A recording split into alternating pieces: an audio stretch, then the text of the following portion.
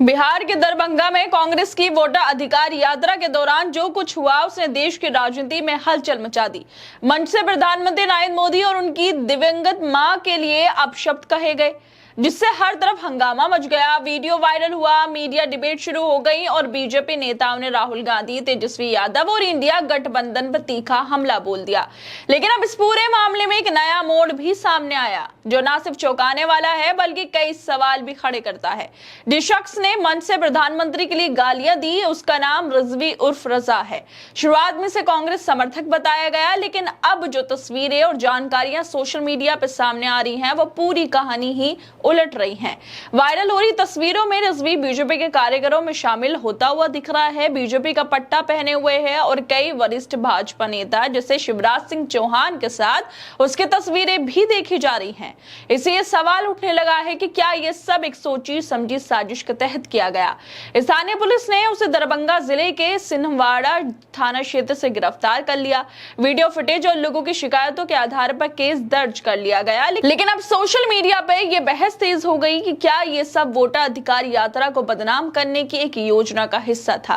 क्या सच में बीजेपी अपने ही कार्यकर्ताओं को विपक्ष के मंचों पर भेजकर प्रधानमंत्री के खिलाफ आपत्तिजनक बातें कहलवा रही है, ताकि जनता का ध्यान असली मुद्दों से भटकाया जा सके। और ये सब बातें हम नहीं कह रहे हैं और ना ही हम इसकी पुष्टि करते हैं कि वो बीजेपी का कार्यकर्ता था या नहीं था, बल्कि ये सारी बातें सोशल मीडिया पर की जा रही हैं। जो उसकी तस्वीरें वायरल हो रही हैं, वो सब कह रही हैं। सोशल मीडिया पे लोग कह रहे हैं जिसने नरेंद्र मोदी के लिए, उनकी मां के लिए अभद्र शब्दों का इस्तेमाल किया, वो बीजेपी का ही निकला। इस तरह की बातें की जा रही हैं। ये सवाल इसलिए और भी अहम हो जाता है जिस तरह से सोशल मीडिया पे लोग दावे कर रहे हैं कि वो बीजेपी का कार्यकर्ता है, कि राहुल गांधी की वोटर अधिकार यात्रा में भीड़ उमड़ रही है। जनता के बीच इस यात्रा को समर्थन मिल रहा है और ये यात्रा चुनावी राज्यों में बीजेपी के लिए एक बड़ी चुनौती बनती दिख रही है।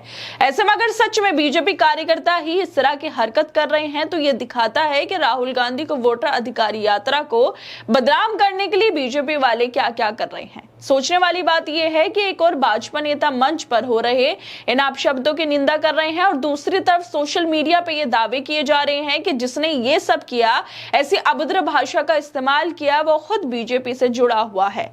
ये सब चीजें सोशल मीडिया पे चल रही हैं और इन्हीं में से एक आरजेडी के national spoke person Kanchana Yadav ने भी इसी तरह के दावे किए हैं।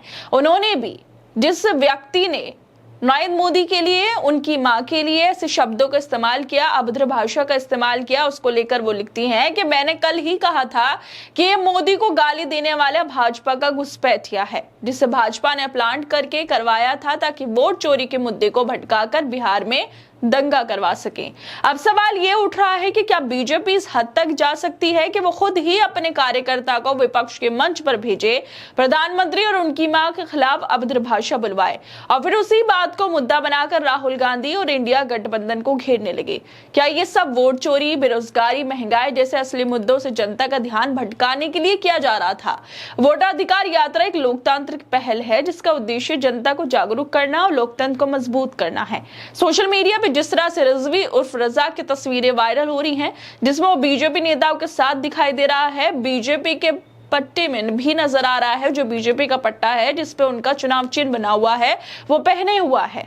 उनसे ये शक और भी गहराता जा रहा है। लेकिन बार बार हम इस चीज को बोल रहे हैं कि जिस व्यक्ति की तस्वीरें सोशल मीडिया पे वायरल हो रही हैं, उसका बीजेपी का समर्थक होने का दावा हम नहीं कर रहे, बल्कि सोशल मीडिया पे किया जा रहा है। और जिसके बाद ये सवाल भी उठ रहा है कि क्या ये सिर्फ एक कोइंसिडेंस है कि जिसने मंच से सबसे अभद्र भाषा का इस्तेमाल किया, वही शख्स बीजेपी के कार्यकर्ताओं में शामिल हो रहा है? क्या ये एक सोची समझी राजनीतिक साजिश नहीं लगती, जिसमें पहले अपशब्द बुलवाए जाते हैं और फिर उसी के बहाने राहुल गांधी की यात्रा पर हमला बोला जाता है?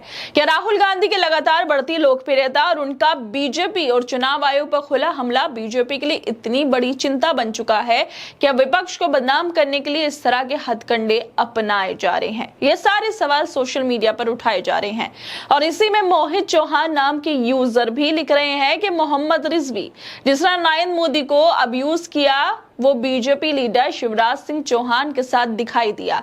यानी अब बीजेपी खुद अपने लोगों को कांग्रेस के मंच पर भेज रही है ताकि वो मोदी जी और उनकी मां को गाली दें और असली मुद्दे वोट चोरी से ध्यान भटका सके। यकीन करना मुश्किल है।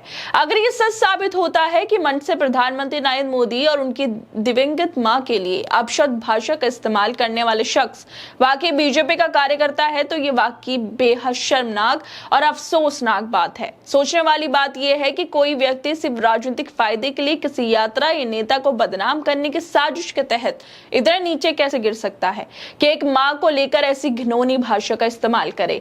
राजनीति में विरोध होना स्वाभाविक है, लेकिन ऐसी हरकतों का होना शर्म की बात है, चाहे वो कांग्रेस के कार्यकर्ता हो, कांग्रेस के नेता हो या बीजेपी के कार्यकर्ता हो या बीजेपी के नेता हो।